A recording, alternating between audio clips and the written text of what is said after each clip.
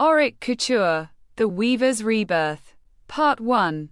The Iridescent Awakening. Iris did not wake to the smell of antiseptic or the distant hum of city traffic. The last thing she remembered was the screech of tires and the blinding white of a hospital ceiling. But as her eyes fluttered open now, the white was replaced by a sky that defied every law of atmospheric science she knew. It was a swirling nebula of violet, seafoam green, and gold, pulsing like a slow-beating heart. She tried to sit up and realized her perspective was skewed. Her hands were small, dimpled, and soft. The calluses from years of handling heavy shears and pins had vanished. She was a child again. As she looked around, she saw flora that looked like it had been sculpted from glass and light. Colossal ferns reached toward the sky, their fronds dripping with a liquid luminescence that didn't fall, but drifted upward like bubbles. The air itself had a flavor, a metallic, sweet tang that hummed against her skin. This was the aura, though she didn't know the word yet. It was the breath of the world. She was found by Alara, a woman whose skin held the texture of polished birch, and whose eyes glowed with a soft, amber light. Alara brought her to the root village, a settlement woven directly into the base of the world tree, a tree so vast its lowest branches supported entire ecosystems. In the weeks that followed, Iris watched her designer's brain, though trapped in a child's body, was hyperactive. She saw how the villagers used arcana, and they didn't just cook, they sang heat into the pots. They didn't just build, they coaxed the wood to grow into the shapes of chairs and beds. But then, Iris looked at their clothes. It was the first time she felt a pang of her old professional ego. The magic was breathtaking, but the fashion, it was utilitarian to a fault. Rough spun hempen tunics, heavy, grey wool cloaks. Practical, yes. Aesthetic, non-existent. It was as if these people were so focused on the magic inside themselves that they forgot the canvas of the body. Part 2, The First Stitch. Iris's first breakthrough came during the season of softening, when the winds turned cold and the aura turned a brittle, pale blue. She watched her adoptive grandmother, Alara, shivering as she tried to weave a basic warming charm into a blanket. The old woman's fingers were stiff, her arcana flickering like a dying candle. "The threads are fighting you," Iris whispered. Alara looked down, startled. "Child, the threads are but vessels. They hold what we give them. But they could help you," Iris insisted. That night, Iris began her first experiment. She didn't just use the standard village flax. She went into the woods and gathered luminous moss, which stored heat from the sun wells, and the discarded gossamer of silk moths that fed on the aura-rich nectar of the high blooms. She sat by the hearth, her small fingers aching as she untwisted the rough village yarn and re-spun it with the moss fibers. She used a needle carved from bone to embroider a pattern she remembered from a vintage 1920s Art Deco book, geometric lines that spiraled inward. In this world, she realized, those lines acted like a magnetic coil for arcana. She presented a small pouch to Alara. "For your tea leaves," Iris said. "Or your hands?" As Alara touched the pouch, the geometric embroidery didn't just sit there, it began to ripple. The moss fibers drank in Alara's faint aura, amplified it through the Art Deco spiral, and breathed back a steady, pulsing heat. Alara's eyes widened. For the first time in years, the ache in her joints vanished. "It's not just a charm," Alara breathed. "It's a conversation." Word spread. The girl who talked to fabric became a local curiosity. Iris began to take commissions. She realized that every person's aura had a color and a weight. The blacksmith had an aura like molten lead, heavy and hot. Iris made him an apron of salamander hide, reinforced with cooling sigils in the lining, allowing him to work for hours without fatigue. The scout had an aura like a hummingbird, frenetic and jagged. She wove him a cloak dyed with shadow leaf, using a weave that blurred the edges of his silhouette when he moved quickly. Her atelier grew from a corner of the hut to a tree hollow filled with jars of glowing dyes and racks of experimental textiles.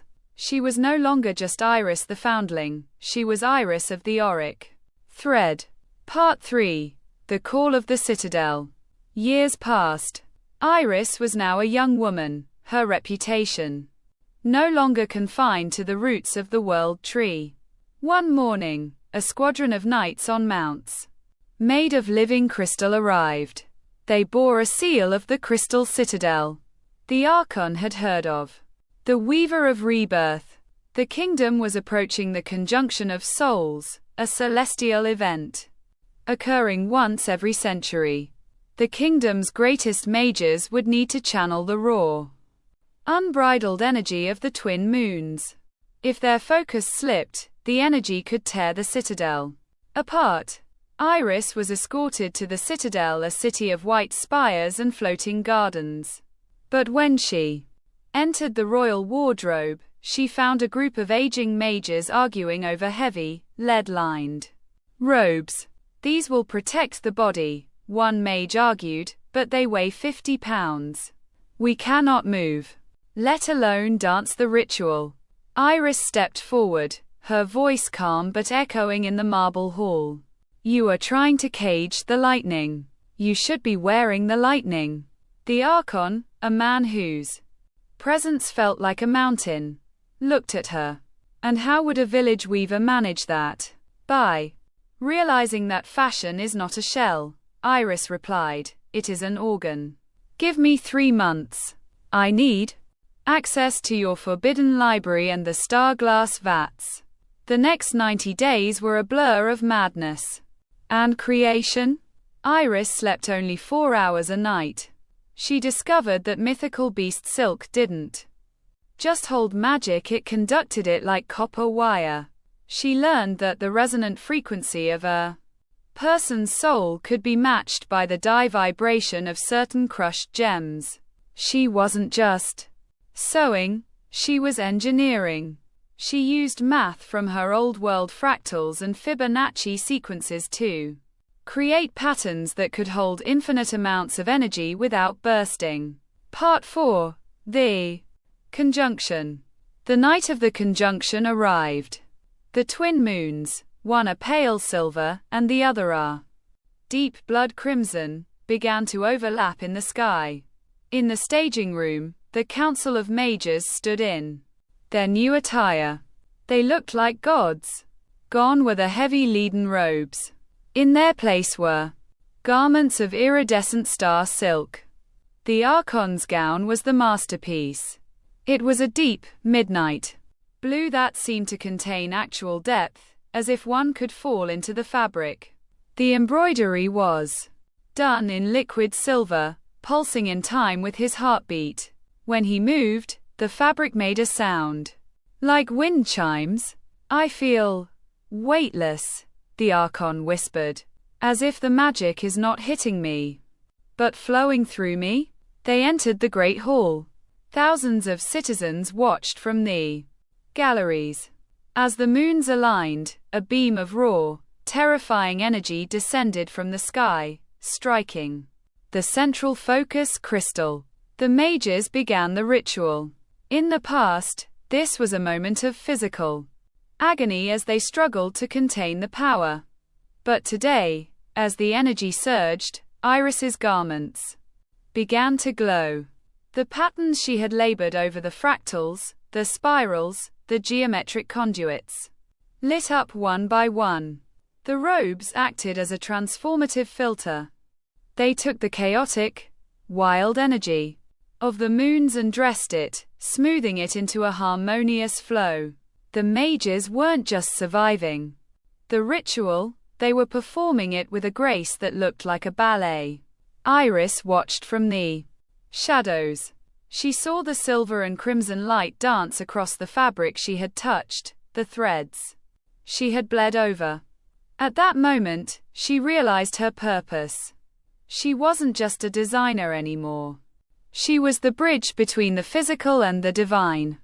The ritual ended with a silent explosion of light that bathed the kingdom in a year's worth of stored arcana. The Archon stood at the center, his robes now glowing with a permanent, soft starlight.